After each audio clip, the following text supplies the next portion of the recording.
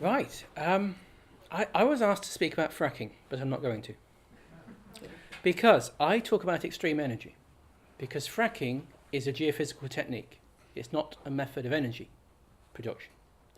And a lot of the activists call me fractivist number one because I started doing this in 2009.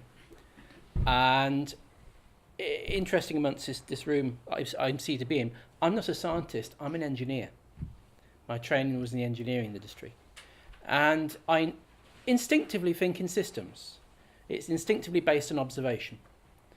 And that leads me to a very sort of, a focus on environmentalism as a debate about limits, about needs versus wants, that sort of thing.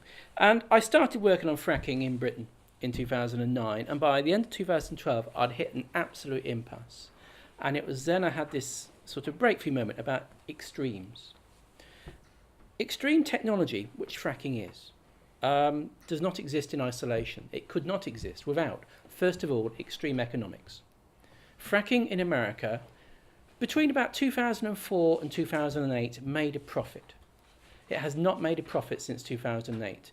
In 2010, the fracking industry in America held about $50 billion of debt.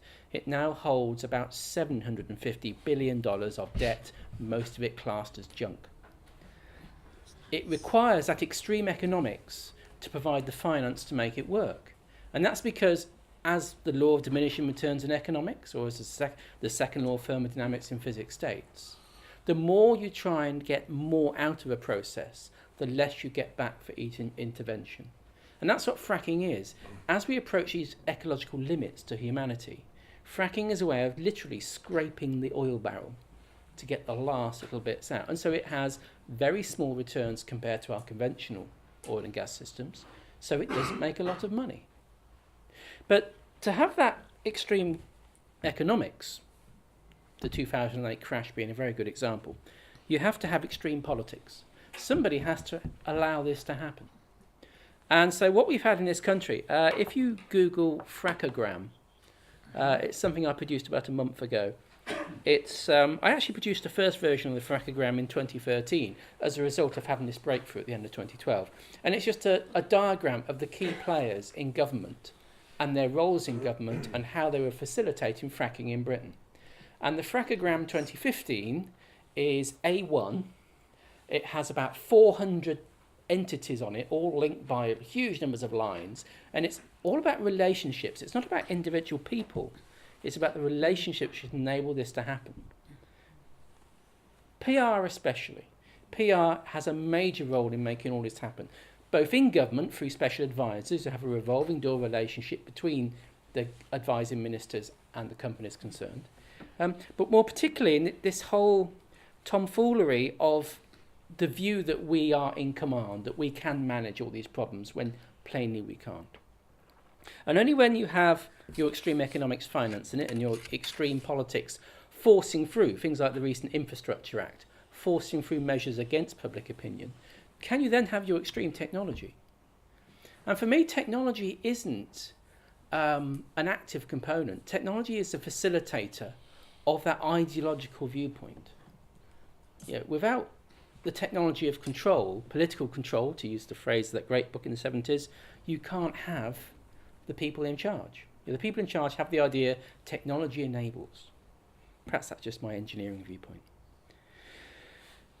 There are 6 what you would call extreme energy sources, extreme energy fossil fuel production technologies at work in Britain. We have ever more extreme conventional oil and gas. So you go to Yorkshire, you have conventional gas wells. You go down to Dorset, you have conventional oil wells. But they're having to put more into that process to get the stuff out. Then you have what's called tight oil. That's the stuff they talked about last week. We found 10 billion barrels, bullshit, by Gatwick Airport. Then you have your oil and gas fracking, which is where you go in, you have to fracture the rocks because they are fairly impermeable to get it out. Then you have coal bed methane. Now, everybody talks about fracking, and that's why you shouldn't do it. Right? Coal bed methane in Australia, in some places only 10% of those things are fracked. They're getting the gas out from the coal beds without need for fracking. It's largely an economic decision whether or not they frack. So over about half the area in Britain where they want to do this work, they might not have to frack. I was in a community in South Wales on Wednesday doing a talk for the Community Council, and natural geology has mashed the ground so much 200 million years ago, they don't need to frack. That also means whatever they put in the ground will come to the surface a whole lot easier. This is why we should not talk about fracking. It's a distraction. We've heard already about how if you focus on a technology, you get trapped into a debate about the technology. That is what the anti-fracking movement, unfortunately, has done. They have talked about technology and not for what that technology is for. And that brings us to this final issue about this relationship between energy and economics. And for me, this has been the great breakthrough thing about looking at fracking in Britain, which then turned into extreme energy, which then for me has actually entered a whole thing about the politics of energy. I've been doing some talks at universities recently. I have this section called Name That Classical Economist, where I have a section of text. And what you're reading is about, the economy will grow and then it will stall and then it will contract. Well, that's John Stuart Mill. The economy will grow and then it will stop growing. Well, that's Adam Smith. Why did all the classical economists believe the economy would stop? Because they, from observation, realised that that is the natural order of things. Things grow, then they stop. They may occasionally wither after that. It's only in the 60s, with the advent of endogenous growth theory, that you get this politicised idea, we will grow, and we will grow, and we will grow, which is completely divorced from the natural sciences, which the early economics was not. And the later work done since the 80s and 90s absolutely shows that is wrong. If you crunch the real numbers, half of the value of growth in the economy is adding energy to the economy. 20% of the value of growth in the economy is energy efficiency. Getting more with less, you make growth. And so when we look at our current economic problems, it's all down to ecological limits, either directly because of rising energy prices.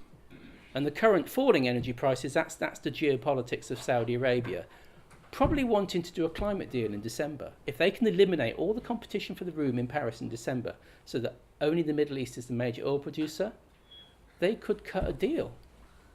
Because they would stand to make a fortune out of that in an oil-constrained world.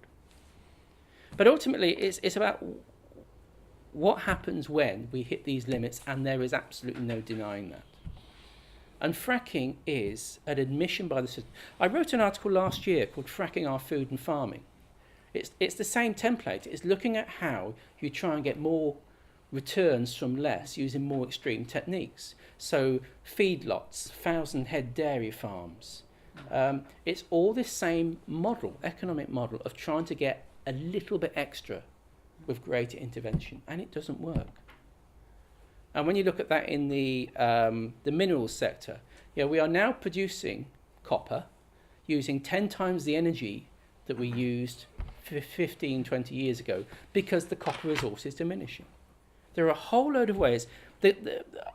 Speaking as somebody who used to be on the board of Friends of the Earth and left because I wouldn't agree to do a deal with a company, the whole environment movement has been suckered into this corporate sustainability meme. And it doesn't work because without being based in ecological limits, it doesn't work. It is just ideology. And in the end, that's what fracking is. It's a big Ponzi scheme based in ideology. The ideology that we can just keep growing because we're clever little apes and we'll just do this and do that. But it doesn't work. And in America, they are currently going bankrupt. Whereas in this country, we're giving them tax breaks to start.